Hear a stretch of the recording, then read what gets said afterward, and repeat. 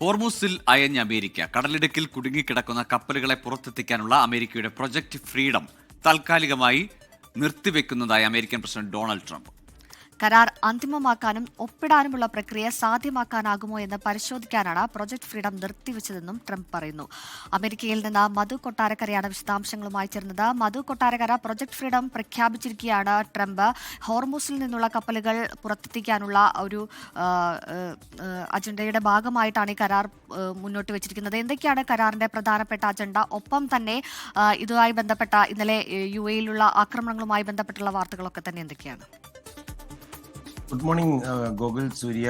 ഈ ഹോർമൂസ് കടലിടുക്കിലെ കപ്പൽ ഗതാഗതം പുനഃസ്ഥാപിക്കാൻ ലക്ഷ്യമിട്ടുകൊണ്ടുള്ള project freedom US president Donald Trump കഴിഞ്ഞ ദിവസമായിരുന്നു അനൗൺസ് ചെയ്തത്. അതിപ്പോൾ താൽക്കാലികമായി നിർത്തിവെച്ചു എന്ന് ട്രംപ് തന്നെ പറയുകയാണ്.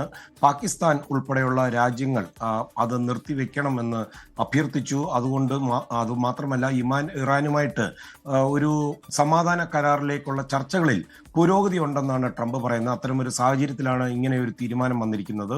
ഇറാനുമായിട്ട് പൂർണ്ണമായിട്ട് ഒരു ഡീലിലെത്തുവാൻ സാധിക്കുമോ എന്ന് പരിശോധിക്കുന്നതിനായി ഇത് തൽക്കാലം നിർത്തിവെക്കുന്നുവെന്നാണ് ട്രംപ് പറയുന്നത്. എങ്കിലും ഇറാനെതിരെയുള്ള ഈ നേവൽ ബ്ലോക്കേഡ് കർശനമായിട്ട് തുടരുമെന്ന് ട്രംപ് വ്യക്തമാക്കിയിട്ടുണ്ട്.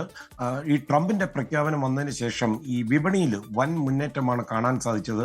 ഈ പ്രതീക്ഷകളൊക്കെ ഈ ഹോർമൂസ് കടൽ തുറക്കുമെന്നുള്ള ആ ഒരു പ്രതീക്ഷയിലാണ് ഈ വിപണിക്ക് ഇത്രയും ഒരു കരുത്ത് വന്നിരിക്കുന്നത്.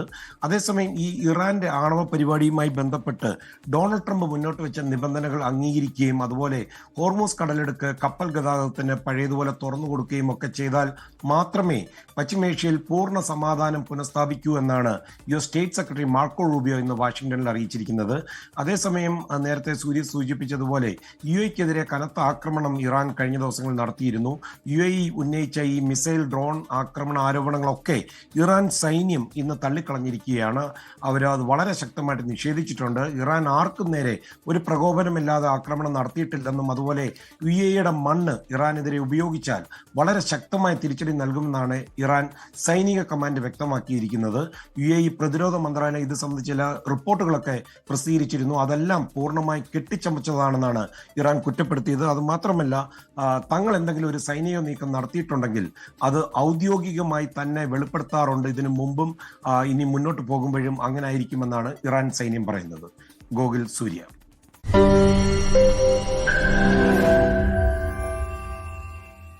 ലോകത്തെവിടെയായാലും ഏത് സമയത്തും 24 വാർത്തകളും ഓഗ്മെന്റഡ് റിയാലിറ്റി പാക്കേജുകളും എക്സ്പ്ലെയിനറുകളും വിശദമായി കാണാൻ ഞങ്ങളുടെ YouTube ചാനൽ നിങ്ങൾക്ക് സബ്സ്ക്രൈബ് ചെയ്യാം.